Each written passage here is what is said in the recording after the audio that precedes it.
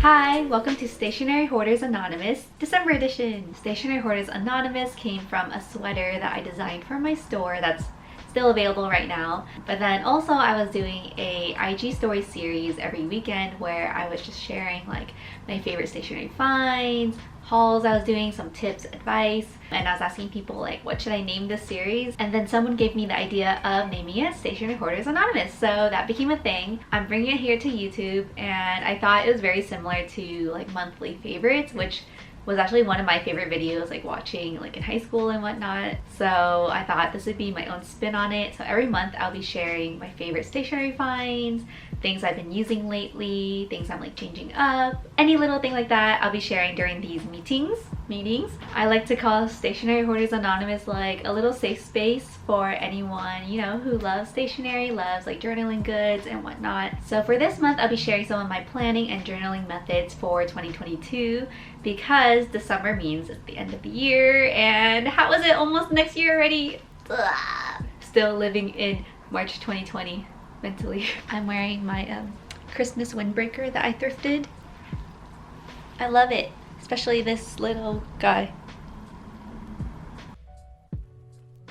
The first category is planning. If you have been following me, I have been bullet journaling on and off for the past 5 years or so. This year, I really decided that, you know, I'm pretty exhausted with bullet journaling. I do still love the systems. Lately, I've been finding it pretty counterproductive to be making my own layouts and spreads. I just have so much to do lately, and I don't really have time anymore to kind of set out time to make things look nice. And I know bullet journaling, you don't have to make things look pretty per se, but I think for my needs lately, I need like a set layout. So I decided I'm gonna go back to using a planner. So I've been using this planner from Papier, and I actually really like it so far. It's very goal oriented, and this is exactly what I needed to keep on track with my goals. So at the top of the planner there are 3 goals, and you can break these goals into 3 like smaller tasks, and then throughout the planner you have check-ins with these goals, so you can like keep on track with how much you're doing, what's your progress, and I really like that. But the main thing that sold it for me was the formatting. So at the top of each week you have weekly spreads, and you have like an overview of what's coming up for this week. So beyond the weekly spreads you have a page for each day, so a full daily page. And the way they set this up is exactly how I set up my bullet journal, so I was like, perfect, I don't have to, you know, draw this every day. I really like that there's an extensive space for to-dos because I have a lot of to-dos. You know, I like breaking things down to like smaller tasks. I also love that there's a scheduling portion because that's something I really liked from the passion planners, but I love that it's all in one space instead, because I definitely do work on like an hour-to-hour basis, and this definitely helps organize all those thoughts on one page. The last thing on this was that there is the top 3 important to-dos. So this is something I've been implementing lately. Basically what I've been doing every day is having a top 3 task list. So if I finish these 3 things, I will feel accomplished for the day. Some cons: this is only a 4-month planner, so it is kind of like smaller. I think because of the daily pages, you know, I think if this was a whole year, it'd be like thick. For my purposes, this actually works perfectly, like the 4-month period, but if you're looking for more long-term planner, this probably would not be it. Oh yeah, I forgot the most important part: you can customize it. So that's kind of what sold me as well. So this cover I customized myself. I just put my name in the middle. I just put Jen, and then at the top I put the years that this would be used during, so 2021 through 2022, and then at the bottom I just put plans, notes, etc. I changed the typeface, I made everything smaller, and I made it brown to fit my color palette. So I am quite enjoying this planner, and I'll see how I feel about it 4 months down the line, but so far I do feel like it's keeping me on track with all my goals and tasks, so I like this one so far. Next up are some notebooks I got from Lavendaire, and I'm really excited about these. They did gift these to me, but I was actually planning on purchasing them myself anyway, so thank you Lavendaire for sending these over. Perfect timing. I got sent the 2022 Artists of Life workbook in pink, and then I got their new weekly reset planner. I'm mainly interested in the Artists of Life workbook because I've heard about this for years and years, and now I finally get to own it. I'm really excited to use it this year. I think the best way I can describe it is like a goal-oriented journal. A lot of this is breaking down your like bigger goals and how you can achieve them month to month, and how is your progress every month. So that's definitely something, again, like I want to have for the upcoming years. This one I'm also very intrigued by. This is a weekly planner. There's no daily pages, just weekly spreads. Maybe I'll start using this after I'm done with my other planner, just because I think using 2 or 3 planners at the same time is a bit too much. The next category is journaling. This is the journal I have been using for the past year and a half now.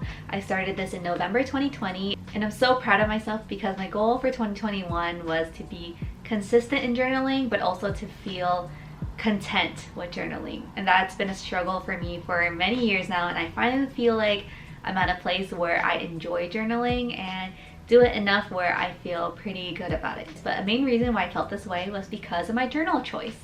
And I think for many years I kept thinking like, oh, we can just use any journal.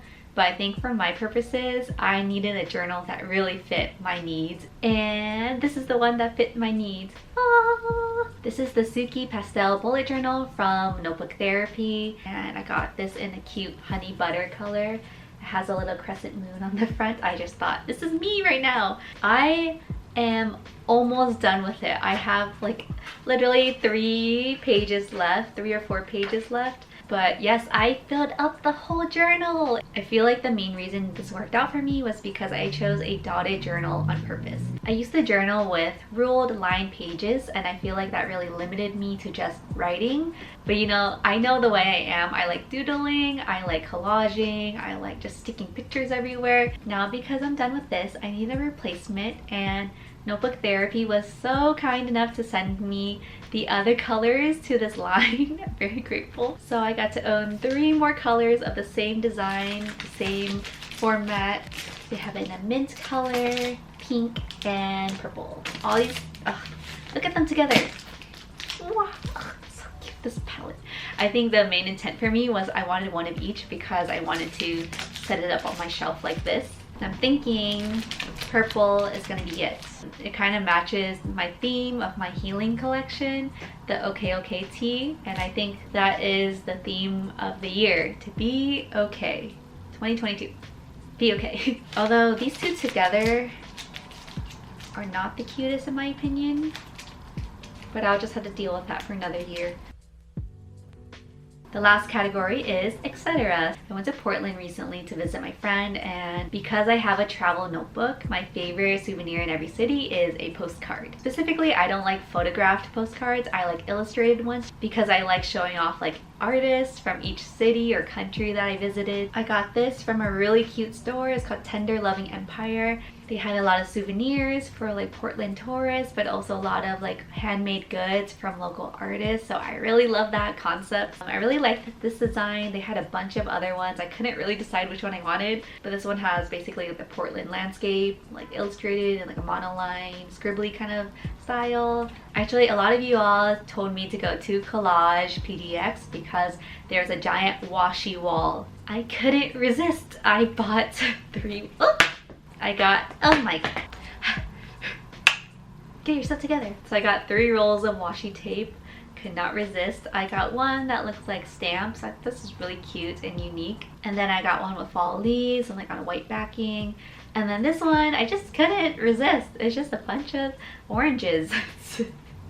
It's just orange slices. It's just so cute. I really like the orange and yellow tones. It had a little like anything with a little face on it. I cannot resist. I would love to know how you are planning for 2022. Are you going to be using a bullet journal? Are you going to be using a planner? Digital methods like Google Calendar, Notion, etc. I'm very curious. Let me know if you like this and what I should talk about at the next meeting or other little things. But yeah, happy holidays!